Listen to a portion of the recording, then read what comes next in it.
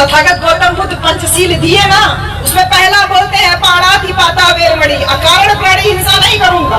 यानी कि मुझे कोई मारेगा तो मैं उसको मार सकती हूँ, मुझे कोई मारेगा तो मैं उसको मार सकती हूँ, लेकिन अकारण किसी को मैं अपने भाई, अपने भतीजे, अपने घर परिवार या नात मात रिश्तेदार आप चलते किसी व्यक्ति को मैं मारूंगी नहीं। ये तथागत बुद्ध की पहली शिक्षा है, अकारण हिंसा नहीं करेंगे। फिर बोलते हैं अभिन्न दाना वेरमणि, यानी कि बिना दिए हुए दूसरे की चीज नहीं लेंगे, अर्थात चोरी नहीं करेंगे। इस बात का ज्ञान तथागत बुद्ध अपनी शिक्षाओं में दिए कि मैं चोरी नहीं करूंगा, ऐसी में शिक्षा लेता है।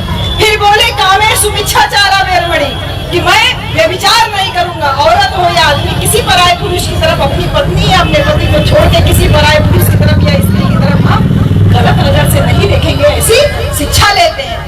मूसा व्यादा वेरमणि, झूठ नहीं बोलेंगे, चुगली नहीं करेंगे, ये शिक्षा लेते हैं। सुरा मेरे मज्जपमादा ठाना वेरमणि, कच्ची पक्की शराब नहीं पिएंगे, दारू नशा पान सुरती तंबाकू गुटखा पान मसाला नहीं खाएंगे, ऐसी शिक्षा ग्रहण करते हैं। ये ज्ञान दिया बुद्ध ने, ज्ञान दिया बुद्ध ने।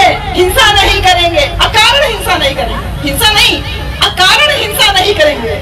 मच्छर काटी तो मराई भैया, मच्छर काटेगा तो उसको उड़ा थोड़ी देंगे, जो काटेगा वो मर खाएगा। अकारण हिंसा नहीं करेंगे, चोरी नहीं करेंगे, व्यभिचार नहीं करेंगे, झूठ नहीं बोलेंगे और नशा नहीं करेंगे। इतना छोटा सा ज्ञान आप आदमी लोगों के दिमाग में नहीं जा रहा है। जो संत शिरोमणि कहते हैं मन चंगा तो कठौती में गंगा, तो मन में कौन सा गंगा बहेगी?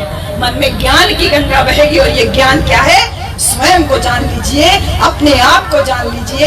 ये मैं जो है, यही भगवान बुद्ध का संदेश था कि मनो पुंबंगमा धम्मा मनो सेठा मनोमया।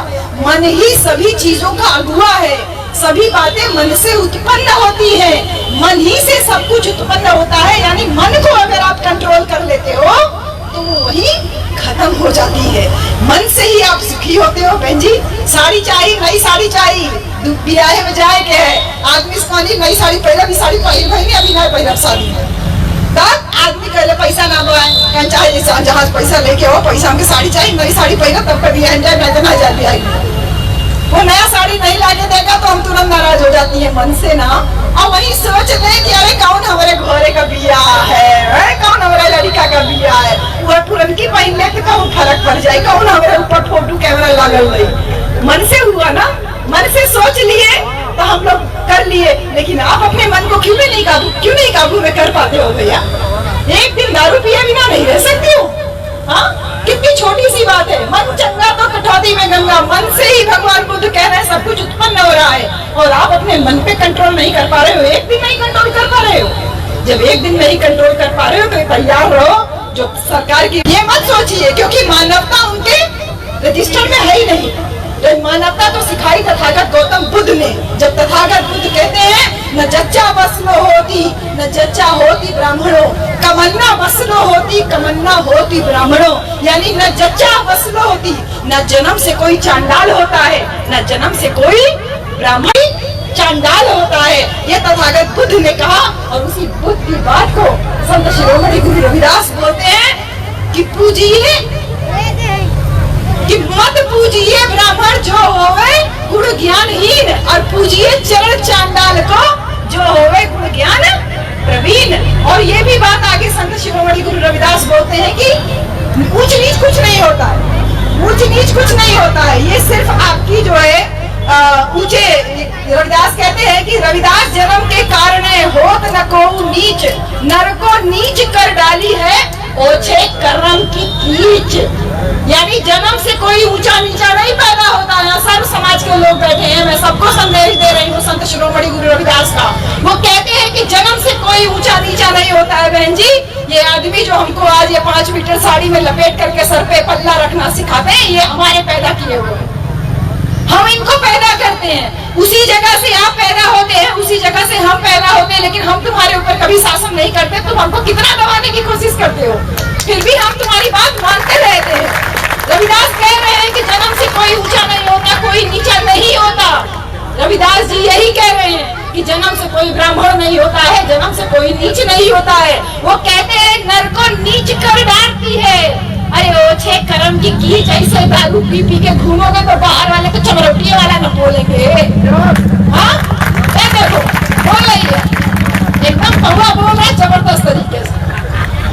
एकदम जबरदस्त तरीके से बोलता है कौवा, एकदम वो जयंतियों में तो खूब और अच्छे तरीके से बोलता है। नर को नीच कर डालती है ओछे कर्म की कीच, आपका कर्म जैसा होगा आपका निर्धारण उसी प्रकार से होता है। ये तो वर्ण व्यवस्था बनाई है कुछ तथाकथित लोगों ने, उसकी वजह से ऊंच नीच है, नहीं तो जो बुद्ध का संदेश था रविदास का संदेश था कि आपको आपके कर्म है जो ऊंच और नीचे बनाते हैं। सोचिए उस समय पे, आज से 644 साल पहले उस व्यवस्था का हिस्सा बनारस में इनके साथ में संत कबीर भी पैदा हुए, इन्हीं के साथ में वो भी पले बड़े, और दोनों संतों ने मिल करके, संत शिरोमणि गुरु रविदास महाराज और संत कबीर, दोनों लोगों ने मिल करके बनारस में अंधविश्वास पाखंड के खिलाफ कितना जबरदस्त नारा बुलंद किया। सोच करके देखिए, आपके पास तो आज संविधान है, आप कहीं पे भी चौराहे सट्टी पे खड़े होकर के नारा लगा सकते हो। उस समय ऐसी व्यवस्था में रह करके उसके बीच में अंधविश्वास पाखंडवाद के खिलाफ बोलते हैं। संत कबीर बोलते हैं कि अगर पाथर पूजे हरि मिले तो मैं पूजू पहाड़, अगर पत्थर पूजने से भगवान मिलता तो मैं पहाड़ पूजता, और घर की चकिया को न पूजे जाको पीसा न। घर की चकिया कोई नहीं पूजता है, जिसमें पहले चक्की में ही तो आटा पीसता था, अभी तो मशीन पे जाता है पिसाने, तो वो चकिया भी तो पत्थरे के ना बनी है बहन जी। एक जगह पत्थर पे कोई कुकुर भी मूत के चला जाएगा तो लगेगा कोई देवता है, आप जाकर के उसको फूल चढ़ा के चले आओगे। हाँ, और दूसरी जगह घर की चाकी जिसका पीसा हुआ खाते हो, उसकी कोई पूजा नहीं करता। दो महान पुरुषों ने आपके समाज में पैदा हुए और अंधविश्वास कुरीतियों पाखंड पे खुलेआम इन लोगों ने बोला, और बोला तो आंखें खोलो, आंखें खोलो मेरे प्यारे भाई लोग, आंखें बंद करके मत बैठो। वो हर एक व्यवस्था जो तुमको गुलाम बनाती है उसके खिलाफ बोलने का काम किया। संत शिरोमणि गुरु रविदास महाराज ने कहा, चर्म मांस अरु रक्त का तन का बना आकार, अरे नजर पसारे देख लो सारा जगत चमार। ये शरीर किसका बना हुआ है? चर्म यानी चमड़े का, चमड़े के नीचे मांस होता है ना बहन जी, चर्म मांस और रक्त, शरीर में खून बह रहा है, अस्थि मज्जा है, अस्थि है, हड्डी है, चर्म मांस और रक्त का तन का बना आकार, ये शरीर चमड़ा मांस और रक्त से मिल करके बनता है। अरे नजर पसारे देख लो सारा जगत जमार। क्या बात करते हैं संत शिरोमणि गुरु रविदास। वो कहते हैं हर व्यक्ति, हर जाति का व्यक्ति, हर धर्म का व्यक्ति, कोई भी किसी भी जाति धर्म का हो, वो चमड़ा मांस और रक्त से ही तो बना होता है। तो आप एक चमार को क्यों जो है इतना नीचा मान करके चलते हो, सीधा सीधा प्रहार करते हैं। और वो ये कहते हैं कि राम और कृष्ण या फिर राम और रहीम, यानी कि हिंदू और मुसलमान में कोई भेद नहीं है। वो कहते हैं कि कोई भेद नहीं है। वो बोलते हैं कि हिंदू तुरक नहीं कछु भेदा, सब में एक ही रक्त और मासा। जैसे वो कहते हैं चमड़े मांस और रक्त से तन का बना आकार, नजर पसारे देख लो सारा जगत जमाल, वैसे बोलते हैं हिंदू तुरक में, यानी हिंदू तुरक यानी हिंदू और मुसलमान में या किसी और जाति बिरादरी में कोई अंतर नहीं होता है। क्यों? क्योंकि सभी में एक ही रक्त और एक ही मांस चलता है, यानी कि सब में मांस और रक्त बहता है। आपको खून की जरूरत हो मेरे भाई, तो आप कभी भी खून देने वाले की जाति बिरादरी धर्म नहीं देखते हो। खून की जरूरत होती है तो आदमी केवल A positive, B positive, O positive, O negative, A B positive, खाली खून का ग्रुप ढूंढते हो कि भैया एक बोतल खून मिल जाए, हमारे सगे संबंधी को खून की जरूरत है। तो जब खून बनाने वाले ने भेद नहीं किया तो तुम और हम कौन होते हैं भेद करने वाले? ये बात संत शिरोमणि गुरु रविदास महाराज पूरे समाज को, पूरे दुनिया को, पूरे देश को ये कह करके जाते हैं कि जो लोग अपने आप को दम मारते हैं कि हम बड़ी ऊंची जाति के, ऊंचे धर्म के हैं, उसमें सीधा सीधा प्रहार करके संत शिरोमणि गुरु रविदास महाराज कहते हैं कि हिंदू तुरक नहीं कछु भेदा, सब में एक ही रक्त और मासा, अरे दो एक दूजा नहीं पेखियो सोई रजासा। यानी कि दोनों एक ही भगवान की पूजा करते हैं, दोनों एक ही भगवान की पूजा करते हैं। एक अल्लाह के नाम से पूजा करता है, एक ईश्वर के नाम से पूजा करता है। संत रविदास इन दोनों में कोई भी अंतर नहीं मानते। सोच के देखिए कि वो कैसी व्यवस्था थी उस समय। हमारे संत शिरोमणि गुरु रविदास महाराज ने कितनी जबरदस्त तरीके से इस बात पे चोट किया और कहा कि तुम अगर अपने मन पे काबू पा लो तो तुम्हारे घर में कठौती में गंगा बह सकती है। और उसको आगे उन्होंने ये कहते हुए कहा कि मन ही पूजा, मन ही धूप, मन ही सेऊ सहज स्वरूप। मन से ही धूप है और मन से ही छाव है। औरत सोच ले कि साड़ी पुरानी है तो क्या हुआ, वहाँ तो हम पहली बार जा रहे हैं ना, हम पहन ले पुरानी साड़ी, कोई फर्क नहीं। वो पुरानी साड़ी पहन के चली जाती है, घर में कला होने से बच जाता है। आदमी दारू पीने के पहले एक बार सोच ले कि 100 रुपए से मैं आधा किलो सेब अपने बच्चे को आज खिला दूं तो कितनी अच्छी बात है। लेकिन आप दारू खरीदने से पहले एक बार अगर अपने मन की आवाज सुनेंगे तो आपको जरूर फायदा होगा। संडे की आवाज सुनेंगे तो बात पता नहीं कितनी फायदा होगा, लेकिन अपने मन की आवाज, आप दूसरे के मन की आवाज आप लोग बहुत सुन रहे हैं। अगर एक बार दारू खरीदने से पहले अपने मन की आवाज सुनेंगे कि अपने बच्चे को इस पैसे से मैं एक अच्छा सा जो है 1 किलो सेब खिला दूं या आधा किलो सेब खिला दूं, 1 किलो अंगूर खिला दूं, तो निश्चित रूप से आपका बच्चा कहेगा कि मेरे पापा कितने अच्छे हैं, मेरे लिए सेब लेकर के आते हैं, मुझे भी मेहनत से पढ़ना चाहिए। लेकिन आप दारू लगा के अगर आओगे तो आपका बच्चा कहेगा कोई बात नहीं, हम जैसे पापा को मिल जा रही है, कुछ काम नहीं कर रहे हैं दारू, ऐसे हम भी बड़े होंगे, हमको भी मिल जाएगी। तो औरत अपने मन को काबू में किए हैं, हम अपना संस्कार अपनी बेटियों में दे देते हैं। बहन जी, अपना संस्कार हम अपनी बेटियों में दे देते हैं, लेकिन ये तथाकथित कुर्सी पर बैठे हुए आदमी लोग आप अपने मन पे काबू नहीं कर पाते हो और अपना संस्कार अपने बच्चों में नहीं डाल पाते हो। बहुत अफसोस की बात है। संत शिरोमणि गुरु रविदास महाराज आप ही सबको जागृत करने के लिए ये सारी बातें कह के गए कि कृष्ण करीम राम रही, राम हरि राघव जब लग एक न पेखा, वेद कतेब पुराण पुराणन सहज एक नहीं देखा। यानी वेद कर्तव्य पुराण पुराण सब एक ही है, हरि भी एक है, कृष्ण भी एक है, राम भी एक है, रहीम भी एक है, सब एक है और सब एक ही बात करते हैं। क्या बात करते हैं कि मानवता खतरे में नहीं होनी चाहिए, आदमी आदमी का खून बहाए ऐसा नहीं होना चाहिए। जो मानवतावादी दृष्टिकोण तथागत गौतम बुद्ध का था, वही मानवतावादी दृष्टिकोण लेकर के संत शिरोमणि गुरु रविदास महाराज आपके और हमारे बीच में चल के आते हैं और बोलते हैं कि आप किसी भी ऐसे व्यक्ति को मत पूजिए जिसने आपको जाति व्यवस्था में बांटा, जिसने आपको ऊंच नीच में बांटा। कभी भी इस तरीके से मत कीजिए और हमेशा अपने मन की बात यानी अपने मन को काबू में कीजिए, अपने मन की बात को सुनिए, क्योंकि अगर आपने ऐसा नहीं किया तो ये मान के चलिए कि ये प्यारे बहुजन समाज के लोग बहुत भोले भाले हो। किसी समय आप और हम इस देश के राजा हुआ करते थे, आज राजा हम दारू लगाने के बाद होते हैं, चाहे नाली पड़े रहे चाहे सड़क पे पड़े रहे, लगता है पूरी सड़क हमारी पूरी नाली हमारी। तो वो राजा बनने की बात नहीं कर रहे हैं। एक समय पे ये पूरे देश पे आपका और हमारा कब्जा था, लेकिन इतने भोले भाले थे, कभी दारू शराब चखे नहीं थे, किसी ने थोड़ी सी पिला दी और उसके बहकावे में आ गए और आज तक बहकावे में ही आ रहे हैं। लेकिन धन्यवाद है संविधान का, धन्यवाद है संविधान की उस मानवतावादी विचारधारा का जो भारत के संविधान, जो तथागत गौतम बुद्ध और संत शिरोमणि गुरु रविदास महाराज जैसे महापुरुषों की, इनके जैसे संतों गुरुओं की विचारधारा पे आधारित है, जो कहता है कि औरत औरत में कोई भेद नहीं, आदमी आदमी में कोई भेद नहीं, धर्म धर्म में कोई भेद नहीं, जाति जाति में कोई भेद नहीं, सब कोई एक बराबर वोट डालने का अधिकार, सबको एक बराबर पढ़ने का अधिकार, सबको एक बराबर शिक्षा का, नौकरी का, प्रत्येक मानवता को एक बराबर अधिकार जो भारत के संविधान के वजह से मिला हुआ है। बहुत खटक रहा है भैया, बहुत खटक रहा है।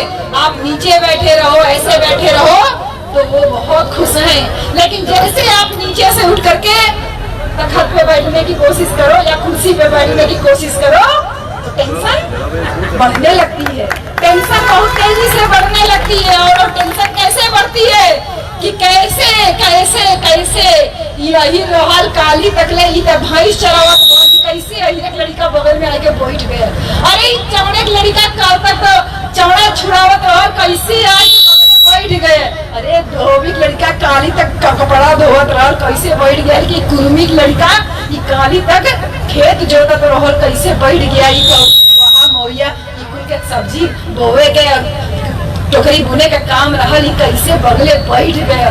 ये बैठा भारत के संविधान की वजह से, लेकिन कुछ लोग नहीं चाहते कि आप उनके बराबरी में बैठो, इसलिए वो दिन रात षड्यंत्र कर रहे हैं। मेरा एक एक शब्द ब्राह्मणवाद पे चोट है, मेरा एक एक शब्द मनुवाद पे चोट है, लेकिन मेरी लड़ाई ब्राह्मण से बिल्कुल भी नहीं है, मेरी लड़ाई ब्राह्मण से बिल्कुल भी नहीं है, किसी जाति विशेष से मेरी लड़ाई नहीं है, बल्कि मेरी लड़ाई उस सोच से है, उस कुत्सित सोच, उस षड्यंत्रकारी सोच जिसने आपको और हमको गुलाम बनाने का पूरा प्रयास कर रहा है। मेरी लड़ाई उसके साथ में है और आपको भी भारत के संविधान के द्वारा जो अधिकार मिला है उसी लड़ाई बुराई को लड़ने में आपको सहायक होगा। इसलिए मेरे प्यारे बहनों और प्यारे भाइयों, आज संत शिरोमणि गुरु रविदास महाराज की जयंती पर संकल्प लीजिए कि संत शिरोमणि गुरु रविदास महाराज ने कहा था, ऐसा चाहूं राज में मिले सभी को अन्न, अरे छोट बड़े सब सब रहे, अरे रहे रविदास प्रसन्न। संत रविदास कह रहे हैं, आपको आगाह कर रहे हैं, जागरूक कर रहे हैं,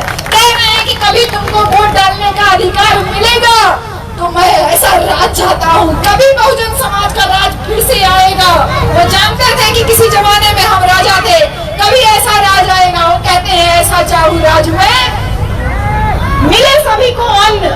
लॉकडाउन हुआ, कितने परेशानी में थे हम लोग। हाँ भैया, बहुत सारे घरों में चूल्हा नहीं जल रहा था, खाली गांव देहात के लोग थोड़े सुरक्षित थे, क्योंकि आप अनाज पैदा करते हो, इसलिए आप कभी भूखे नहीं मरोगे। भूखे तो हमारे जैसे लोग मरेंगे जो शहर में रहते हैं, जिनके पास कोई सोर्स ऑफ इनकम नहीं है। भूखे तो हम मर रहे थे, लेकिन धन्यवाद है उन महापुरुषों का, उन महान लोगों का, जिन लोगों ने अपनी तनख्वाह से, जिन लोगों ने अपने गांव देहात से इतना बंडल बना करके लोगों के बीच में वितरित किया, जिससे मानवता जिंदा रहे। बिना धर्म जाति से के नाम लिए लोगों ने लोगों की रक्षा की, यानी कि लोग लोगों को बचाने के लिए आगे आए।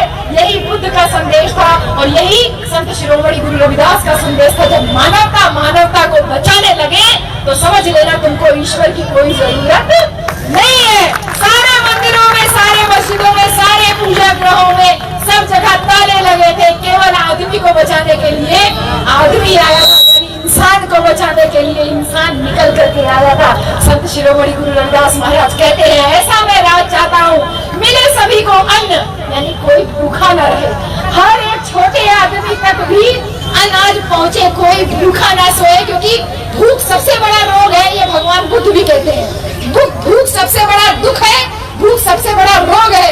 जो आदमी भूखा रहेगा वो झूठ भी बोलता है, जो आदमी भूखा रहेगा वो किसी का कत्ल भी कर सकता है, क्योंकि भूख से बड़ा कोई रोग नहीं है। तो संत शिरोमणि कहते हैं कि मैं ऐसा राज चाहता हूँ, मिले सभी को अन्न, अरे छोट बड़े सब रहे, चाहे छोटा हो चाहे बड़ा हो।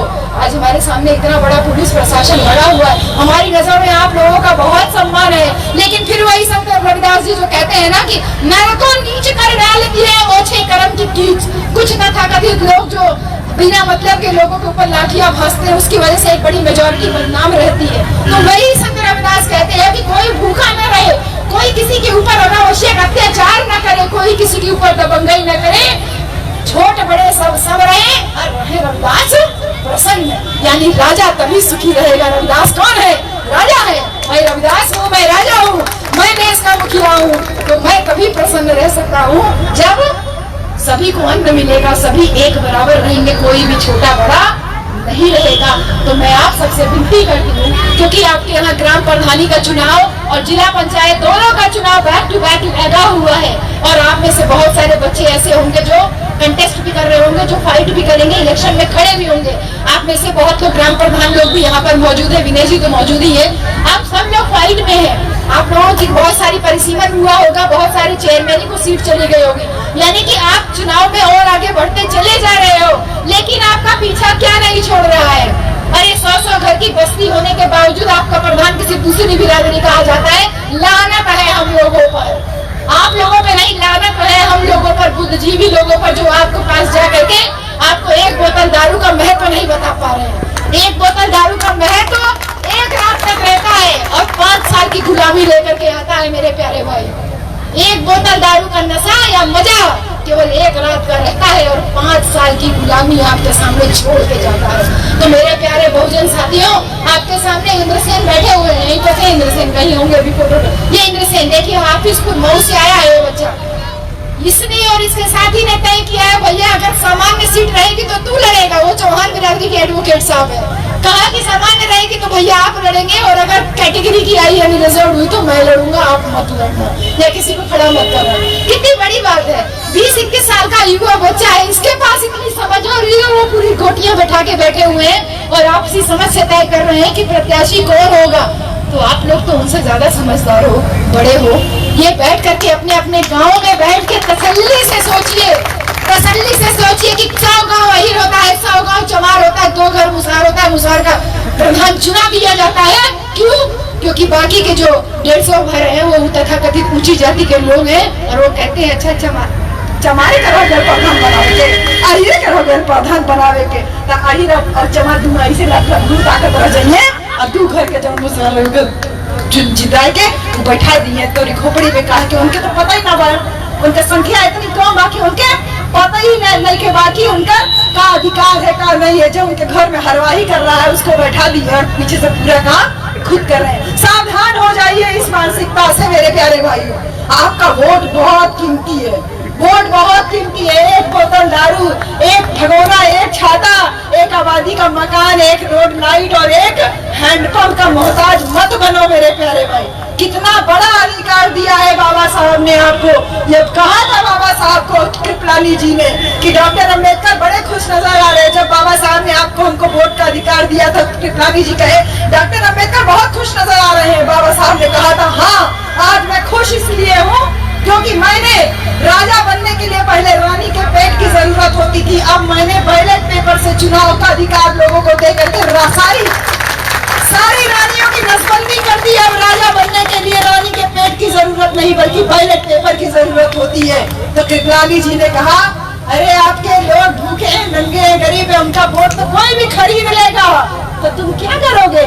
बाबा साहब ने कहा आपकी बात बिल्कुल सही है, मेरे लोग भूखे हैं, नंगे हैं, गरीब हैं, आज आप उनका वोट खरीद ले रहे कोई बात नहीं, लेकिन मैं दावा करता हूँ कि ऐसा समय आएगा कि जिस दिन मेरे बहुजन समाज को अपने वोट की कीमत का एहसास हो जाएगा उस दिन तुम लोगों से ज्यादा गरीब कोई नहीं जाएगा।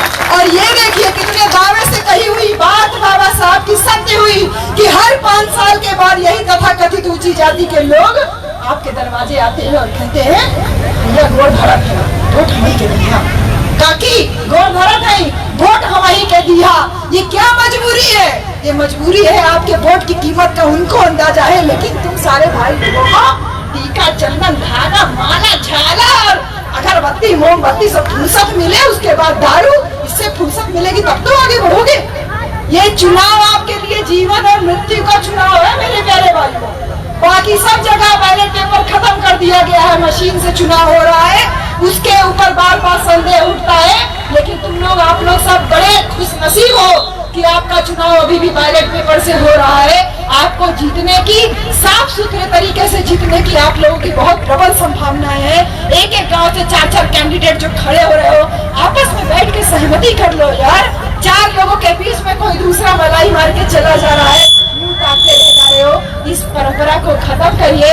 बहुत सारी बातें अब मैं आपसे नहीं कहूंगी, बस ध्यान रखिएगा कि ये सारी बातें आप तभी कर सकते हो जब आप शिक्षित हो। और महात्मा ज्योतिबा राव फूले को बाबा साहब डॉक्टर अम्बेडकर ने अपना गुरु माना, तो जिसने संविधान लिखा उसका भी कोई गुरु है, तो सोचिए वो कितना महान है। अरे भैया इतना बोले के बाद तू 1 घंटा बिना सुरती के ना रह पाओ नहीं भैया, कितना गटई फाड़ी और कितना का करी बताओ, जान दे रही तब पर समझुआ का बताओ, हद हो गई भैया। कितना समझाओ जाए तो हमके कुछ समझ में ना आवे ना बताई पहिनी। अब बता पहिनी इनका एको बतिया मत मानी, आप एकदम एको बतिया मत मानी। अभी आजमगढ़ से आ रहे हैं, आजमगढ़ में एक प्रकाश भैया है, वो बार बार कहते थे मेरी बीवी सिंदूर लगाना नहीं छोड़ती, मैं बहुत परेशान हूँ, भगवान बुद्ध की तो पूजा करती है लेकिन सिंदूर बिंदी लगाना नहीं छोड़ती, दीदी समझाइए। हमने कहा वो छोड़ दे, छोड़ दिया। उनकी वाइफ ने, जो हमारी भाभी हम लोग उनको बोलते हैं, उन्होंने छोड़ दिया। अभी 15 दिन पहले आजमगढ़ में उन भाभी से मुलाकात हुई तो वो बिना सिंदूर के लगाई थी। सब लोगों ने सामने भैया ने कहा, प्रकाश भैया ने, कि बहन जी मैं सबको बहुत खुशी के साथ बता रहा हूँ कि मेरी पत्नी ने सिंदूर लगाना बंद कर दिया। हमने लोगों ताली बजाई कि भैया बहुत क्रांतिकारी काम किया, उस औरत ने सिंदूर और बिंदी लगाना बंद कर दिया। लेकिन उनकी पत्नी ने एक बात कही कि दीदी इनके कहने पे मैंने सिंदूर लगाना बंद कर दिया, मेरे कहने पर ये सुर्ती खाना छोड़। कितनी सही बात है। मन चंगा तो कटौती में गंगा। आपका मन चंगा है, आपने अपनी बीवी को समझाने की कोशिश की, बीवी समझ गई, लेकिन बीवी की समझ तो आपकी समझ से कहीं ज्यादा आगे है। का भाई जहाँ 100 रुपया कमा के आवे ना 10 रुपया हमारी पॉकेट में ऐसा थोड़ी चोरी से पहुंच जाला। इनसे तो समझदार हम होगा करी ना बहन जी। तो हमारे ज्ञान की गंगा जब प्रवाहित होगी तो हम ये भी तो कहेंगे कि जो तुमको नुकसान कर रहा है तुम भी तो छोड़ो। तुम्हारे लिए व्रत रखते थे, हमारे कहने पे आपने व्रत रखना छोड़ दिया। अब आप हमारे कहने पर आप सुर्ती खाना छोड़ दीजिए। कितनी बड़ी बात है भाई भैया, तनी थोड़ा तनी दिमाग रखा, केहू के लिहाज ना तो हमारे लिहाज देखे बा तो कम से कम महाराज लोगों के लिहाज से रखा कि इनके मूर्ति के सामने ही सुरती रगड़ा है, दारू पिया, अभी पत्ता खेला, कम से कम ऐसा करतब मत करा भैया। ऐसा करतब दिखाईवा तो का बताए, का बोली है भैया, से ज्यादा का बोली भैया। तो ध्यान रखिए भैया, आपके हक अधिकार के ऊपर प्रहार लगातार चल रहा है। महात्मा ज्योतिबा फुले को बाबा साहब ने अपना गुरु माना सिर्फ इसलिए क्योंकि वो शिक्षा की बात करते थे। संत कबीर को अपना गुरु माना क्योंकि वो भी अंधविश्वास पाखंडवाद के खिलाफ बराबर बात करते थे। आपके सामने महापुरुषों की लाइन लगी हुई है भाई, लाइन लगी हुई है। एक एक खतरा बाबा साहब का सामने आ रहा है, आपको शायद अंदाजा नहीं है, लेकिन लॉकडाउन लगने से बहुत लोगों का बुद्धि जो है खुल गया, काफी लोगों की बुद्धि खुल गई। ये बात समझ में आई कि कोई ईश्वर, कोई अल्लाह, कोई भगवान, कोई खुदा जो है काम नहीं आ रहा है। काम कौन आ रहा है? आदमी ही आदमी के काम आ रहा है। लेकिन लॉकडाउन फिर से जो है खुल गया और सब कुछ चालू हो गया। तो भैया देखा कितना बढ़िया टीका लगा के खोपड़ी चश्मा लगा के बैठा रहो ना, फिर शुरू हो गया तावा जावा, शुरू हो गया तावा जावा। भगवान बुद्ध ने कहा बुद्धि खोलो, संत रविदास ने कहा बुद्धि खोलो, बाबा साहब ने कहा शिक्षा का अधिकार दे रहे हैं, बुद्धि खोलो। और बुद्धि नहीं खोलोगे तो बाबा जी का ढुल्लू बोला जाता है ना, उसके लिए आप तैयार रहिए, क्योंकि सारे हक अधिकार एक एक करके खत्म किए जा रहे हैं। सबसे बड़ा प्रहार तो शिक्षा के ऊपर हुआ है। साल भर से स्कूल कॉलेज तो बंद है ही है, केवल साल भर की बात नहीं है, ये तो कोरोना की वजह से विद्यालय बंद है। लेकिन उससे पहले भी आप देख लीजिए सरकारी विद्यालयों में जहाँ से पढ़ करके हम लोग आगे आए, यहाँ पुलिस प्रशासन के बहुत सारे साथी होंगे, जितने बुजुर्ग साथी यहाँ बैठे हैं, आप लोग बहुत सारे लोग प्राइमरी स्कूल से ही पढ़ के निकले होंगे। लेकिन आज प्राइमरी स्कूल में शिक्षा के नाम पे देखा जाए तो खाली मिड डे मील खिलाया जा रहा है, खिचड़ी तहरी और दलिया खिलाया जा रहा है। तो शिक्षा को तो खत्म करने का प्रयास किया ही जा रहा है ना। जिस जगह से पढ़ के डीएम अफसर कलेक्टर निकलते थे, अब उस जगह बच्चे थरिया कटोरा लोटा लेकर के तैयार दे, अमाउंट दे दा, अमाउंट दे दा, अमाउंट दे दा। वो लेकर के जो घर में लड़का खाता नहीं खिचड़ी, वो जाकर के विद्यालय में खिचड़ी खाने के लिए लाइन लगाया रहता है। कैसे मनोबल ऊंचा करोगे बच्चों का? एक एक करके अधिकार खत्म किया जा रहा है। नौकरियों में आरक्षण तो खत्म लगभग कर ही दिया गया, कुछ दिखाने के लिए चीजें चल रही है। लेकिन सबसे बड़ा जो एक प्रहार किया जा रहा है कि जो लोग ये कहते थे कि हम लोग आरक्षण के दम पे नौकरी पाए हैं, हमको आरक्षण की वजह से नौकरी मिली है, नहीं तो हमारे अंदर कोई योग्यता नहीं है, बार बार कहा जाता है। क्यों बेटा ऐसे बोलते हैं ना, ये तो कोटे से आया है, इन लोगों को कहा कोटा नहीं होता तो कहाँ से आते हैं? जितने नौकरी पेशा लोग हैं या विद्यालयों में भी तुम लोग देखते होगे बेटा, कहते हैं कोटा था तो ये आ गया, नहीं तो इनके जैसे लड़का के एडमिशन कहीं मिल पाओ। ये जो चल रहा है, कोटे के ऊपर बार बार प्रहार होता था, खुलेआम आप देख लीजिए। अभी सरकार ने 3 या 9 लोगों की भर्ती की है और अभी शायद 70-80 लोगों की भर्ती बागडोर से की जा रही है। लेटरल एंट्री के नाम पे IAS अधिकारी भर्ती किए जा रहे हैं। आपका बच्चा इलाहाबाद, बनारस, लखनऊ और कहाँ जा करके आप उसको 2000-2500 महीना भेज करके आप उसको IAS PCS की तैयारी कर रहे हैं और यहाँ बैकडोर से अधिकारी नियुक्त किए जा रहे हैं। कितना लड़ोगे इस व्यवस्था से? इस व्यवस्था से लड़ने के लिए ये लगाए रहोगे तो कैसे लड़ पाओगे? इस व्यवस्था से लड़ने के लिए बहुत मजबूती चाहिए और उस मजबूती की शुरुआत आप आदमी लोगों को करनी होगी। अपने जीन्स को खराब मत कीजिए दारू के नशे में। जब आप दारू पी लेते हो, आउट ऑफ सेंस हो जाते हो, आपको होश आवास नहीं रहता है। वही जीन्स लेकर के अगर आपका बच्चा पैदा होता है तो उसके अंदर कैसे मनोबल ऊंचा होगा मेरे प्यारे भाई? इस बात को समझिए मेरे प्यारे बच्चों। हमें बहुत अफसोस है, हम अपने आप को गुनहगार आप लोगों का मानते हैं कि हम आपके लिए भारत के संविधान तक को नहीं छोड़ कर जा पाएंगे। अगर ऐसी व्यवस्था चलती रही, ऐसी व्यवस्था चलती रही तो हम तुम्हारे हक अधिकार को छीन लेंगे। जिम्मेदार हम होंगे बेटा, हम, क्योंकि हम आपके लिए कुछ नहीं कर पा रहे, क्योंकि आपके पेरेंट्स हमारा साथ नहीं दे रहे हैं और एक एक करके हक खत्म हो जाएगा, ना तुम पढ़ पाओगे, नौकरी तो बहुत दूर की बात है। इसलिए आज महापुरुष की जयंती पे इन्होंने कहा कि ऐसा चाहूं राज में मिले सभी को अन्न, छोट बड़े सब सम रहे रविदास प्रसन्न। संत शिरोमणि गुरु रविदास का जो संकल्पना थी, बेगमपुरा का मतलब जहाँ कोई दुखी ना हो, जहाँ कोई दुखी ना हो, वही संकल्पना तथागत गौतम बुद्ध की थी। वो एक ऐसा राज्य चाहते थे जहाँ पे सब लोग मानवतावादी हो, एक दूसरे के बराबर हो। उसी संकल्पना को लेकर के संत शिरोमणि गुरु रविदास ने बेगमपुरा शहर की स्थापना, बेगमपुरा शहर का मतलब है कि पूरा भारत यानी पूरा विश्व जो है वो बेगमपुरा हो, बिना गम के हो, कोई भी दुखी ना हो, कोई एक दूसरे से रोटी ना छीने, कोई किसी के ऊपर अत्याचार ना करे, ऐसी विचारधारा वाले संत शिरोमणि गुरु रविदास महाराज की जयंती पे आज सबको नमन, उनको नमन और आप सबको ढेर सारी मंगल कामनाएं। मैं अब अपनी बात इसी बात के साथ समाप्त करूंगी कि आपको अधिकार 5 साल में एक बार मिलता है वोट डालने का, और उस एक वोट की कीमत शायद आप कभी समझ नहीं पाओगे, तभी समझ पाओगे जब आप अपने आप को ये महसूस करो कि तुमको गुलाम बनाया जा रहा है साजिश के साथ में, एक षड्यंत्र के तहत आपको गुलाम बनाया जा रहा है। इसलिए ये ध्यान रखिएगा कि वो किसी चीज से नहीं डरता बहन जी। आपको देवी भवानी भूत पिशाच नर किससे आपको डराया जाता है, लेकिन वास्तविकता में जो मनुवादी लोग हैं वो ना भूत पिशाच से डरते हैं, ना किसी चीज से नहीं डरते। वो डरते हैं केवल आपको हक अधिकार देने से।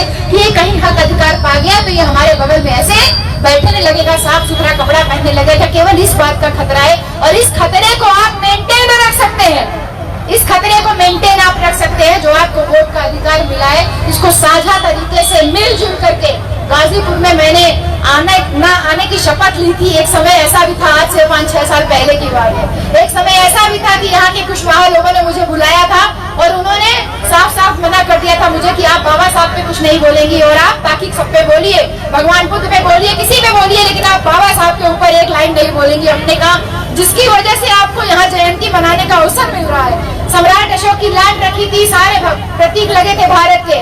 जो लाट, जिसने सम्राट अशोक की लाट को भारत का राष्ट्रीय स्तंभ बनवाया, अगर आपको उसका नाम लेने से परहेज है तो मैं ऐसे कार्यक्रम में नहीं आ सकती। 5 साल पहले मुझे प्रतिज्ञा ली थी, मैंने प्रतिज्ञा ली थी कि मैं गाजीपुर में कभी कार्यक्रम नहीं दूंगी, लेकिन आज मुझे देख करके बहुत खुशी हो रही है कि मुझे जो सबसे पहला सम्मान दिया था वो क्या नाम था, योगेंद्र कुशवाहा जी ने मुझे सम्मान दिया। मैं बहुत धन्यवाद देती हूँ आपका कि आप इन सब चीजों को आप लोग समझ रहे हैं। बहुत सारे यहाँ पर यादव भाई आए हुए हैं, आप भी बहुत तेजी से तरक्की कर रहे हैं, आपके बच्चे आगे आ रहे हैं। लोगों के बीच में धारणा बनाई जा रही है कि ओबीसी में तो सारा अहिर ले जाता है और शेड्यूल कास्ट में सारा चमार ले जाता है। खड़े होकर जवाब दीजिए, अहिर पढ़ रहा है इसलिए आगे बढ़ रहा है, चमार पढ़ रहा है इसलिए आगे बढ़ रहा है। तुम भी अपनी जाति को पढ़ाओ और आगे बढ़ाओ, किसी ने रोका थोड़ी है, किसी ने रोका थोड़ी है।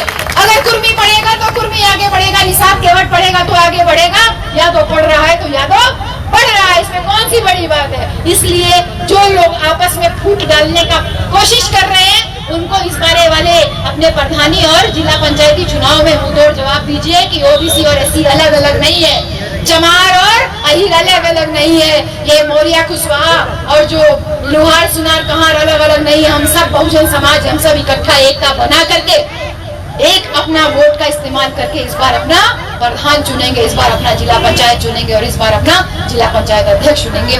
यही उस बेगमपुरा की संकल्पना, जो संत शिरोमणि की संकल्पना थी, जो उनकी सोच थी, उसको आगे बढ़ाने में आपका और हमारा यही योगदान हो सकता है। बहुत धन्यवाद है इन सारी महिलाओं को जो अपने बच्चों के साथ में आज जयंती पे बाहर निकली है। बहन जी, मेरी बात अगर समझ में आ रही हो आपको तो इस बात को प्रतिज्ञा लेकर के जाइएगा कि अगर तो के पूजे के है तो के व्रत रखे के है तो चांद देख के पूर्णिमा वाले दिन आप व्रत रखिए, कोनो टेंशन नहीं बाबे, कोनो टेंशन नहीं के आप चांद देख के पूर्णिमा वाले दिन व्रत रखिए। संत शिरोमणि गुरु रविदास की जयंती पे व्रत रखिए, बुद्ध पूर्णिमा पे व्रत रखिए, बाबा साहब की जयंती आएगी उस पे व्रत रखिए। हमारे बहुजन समाज में एक बढ़कर एक रोज भूखना चाहे आप रोज भूखिए। एक महापुरुष जो है पैदा हुए हमारे बहुजन समाज में, लेकिन अब किसी उस व्यवस्था का हिस्सा मत बनिए जिसने आपको और हमको गुलाम बना के रखा। हमारी औरतें कभी सर नहीं ढकती थी बहन जी, हम आदमियों की तरह ही आजाद थे, लेकिन कुछ लोगों ने षड्यंत्र करके हमको सर पे पल्ला डलवा दिया, हमको लिपस्टिक, काजल, बिंदी, गले में, हाथ पे सब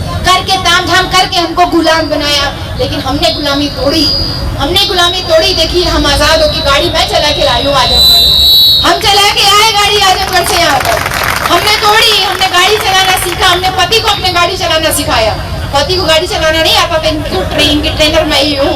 ये आजादी थी ना, ये आजादी थी, हमारे पेरेंट्स ने आजादी दी और फिर हमने अपनी जिंदगी को अपने शर्त पे जिया। और आज हम इस बात को आप लोगों से शेयर करके मुझे बहुत खुशी हो रही है कि हम दोनों पति पत्नी, वैसे तो आपको पता ही है कि हम लोग अपना पूरा समय अपना पूरा नौकरी पैसा रुपया सब कुछ हमने बहुजन समाज के नाम कर दिया। हमें अपने नाम पे कुछ नहीं रखना है, कभी भी कुछ भी घर मकान नहीं बनाना है, कुछ भी अपने नाम पे नहीं रखना है। तो हमें किसी चीज का भय नहीं है। तो जो बेगमपुरा की संकल्पना तथागत गौतम बुद्ध की थी, संत शिरोमणि गुरु रविदास की थी, उसमें एक कदम हम दोनों आगे बढ़ा रहे हैं कि हम धीरे धीरे अपना सहयोग लोगों तक पहुंचा रहे हैं। जितने भी ओबीसी जाति के यहाँ लोग बैठे हैं, आप लोग इन बातों को समझिए कि अगर आप अब भी बाबा साहब को लेकर के आगे नहीं बढ़ेंगे तो संविधान खत्म।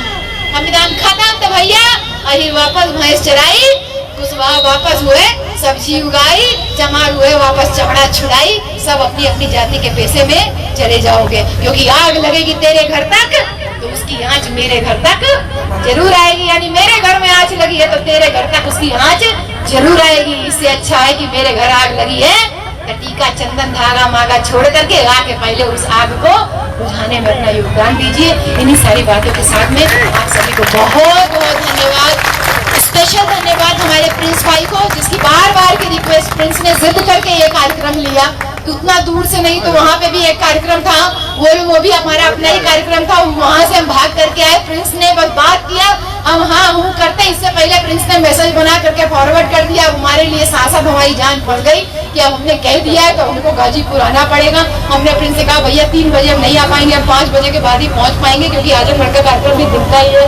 वहाँ से भाग करके हम आए। हमारे प्रिंस भैया को धन्यवाद देती हूँ कि गाजीपुर आने बार बार टल रहा था। प्रिंस ने इन्वाइट किया, हमारे भैया वहाँ से आए हुए हैं। कौन सी जगह है वो जो जमनिया हरदिया है, हरदिया से हमारे वो आए हुए भैया, वो हमारे जो प्रधान जी विनय प्रधान जी बैठे थे, सब लोगों ने, हमारे राजू भैया बैठे हुए देखिए जमनिया से चल के आए। जमनिया का बहुत शानदार कार्यक्रम हमारे राजू भैया आपकी गाजीपुर की धरती पे कराए, देखिए वहाँ से चल के आए। सब लोग बारी बारी से प्रयास किया कि मैं किसी तरीके से गाजीपुर आ जाऊँ, लेकिन हो ही नहीं पा रहा था। लेकिन फाइनली प्रिंस जी को धन्यवाद देती हूँ कि एक कार्यक्रम के ही बहाने सही लेकिन आप सब लोगों से मिलने का मौका मिला। और आपके ये संत शिरोमणि गुरु रविदास जयंती समारोह की जो भी पूरी टीम है, आपके अध्यक्ष बासुराम जी, उपाध्यक्ष संजय कुशवानी जी, महासचिव परशुराम प्रसाद जी, कोषाध्यक्ष सुरेश राम जी और संचालक मणिका जी, आप सभी को बहुत धन्यवाद। और जो सामने बैनर लगा है उसमें भी जितने लोगों के नाम लिखे हुए हैं, आप सबको बहुत बहुत बहुत धन्यवाद और जयंती की मंगल कामनाएं। बस ये ध्यान रखिएगा, आपका एक वोट आपकी बेटी की इज्जत के बराबर है। इस बार वोट के बदले दारू का सौदा करने से पहले ये समझ लेना कि चाहे वो उन्नाव में अभी वो 3 बेटियों को, जो 2 बेटियां मर गई, बहन जी खेत में घसीट के ले गए, तीनों बच्चियों को जहर दे दिया, 2 बच्ची मर गई, 1 बच्ची जिंदा है, उससे पता चला। चाहे वो उन्नाव हो, चाहे हाथरस हो, चाहे अलीगढ़ हो, चाहे आगरा हो, जितनी जगह पे बेटियों की इज्जत के साथ खिलवाड़ हो रहा है उसमें जिम्मेदार मनुवादी काम आप ज्यादा हो, क्योंकि आप वोट लेकर के ऐसे आदमी को चुन करके भेज रहे हो। अपने वोट का सौदा जब आप करते हो तो आपने अपनी बेटी की इज्जत का सौदा कर दिया। और अगर बेटी की इज्जत लुट रही है तो उसमें गलती किसकी है? अपनी गलती दोबारा ना होने पाए इसका त्याग रखिएगा। और अब से प्रण कीजिए कि रोज का नहीं तो कम से कम महापुरुषों की जयंतियों पे दारू नहीं लगाओगे। मैं टीचर हूँ, प्रोफेसर हूँ, इतना तो मैं आपसे बोल सकती हूँ, भले आपसे छोटी हूँ। क्या मैं अपने पापा को सिगरेट तक नहीं पीने देती थी? मैं बोल देती थी कि आप पी रहे हो लेकिन उसका असर मुझ पे आ रहा है, मैं पैसे की स्मोकर बन रही हूँ। आप पी रहे हो उसका धुआं, लेकिन मैं भी नहीं। मेरे पापा ने एक बार मैंने टोका था, उसके बाद से कभी सिगरेट को हाथ नहीं लगाया। चोरी से पीते हो, पीछे पीते हो तो मैं नहीं कह सकती, लेकिन कभी घर वालों के सामने, बच्चों के सामने, हम सबके सामने वो कभी नहीं पीते। तो जब अपने बाप को बोल सकती हूँ तो आप लोग तो मेरे भाई हो, आपके ऊपर तो मेरा ज्यादा अधिकार है। सामाजिक भाई ज्यादा नजदीक होते हैं घर के लोगों से। तो बहुत धन्यवाद आप सब लोगों को, ढेर सारी मंगल कामनाएं। पुनः आपसे मुलाकात होगी गाजीपुर में। सभी को जय भीम, नमो Buddha. Press the bell icon on the YouTube app and never miss another update.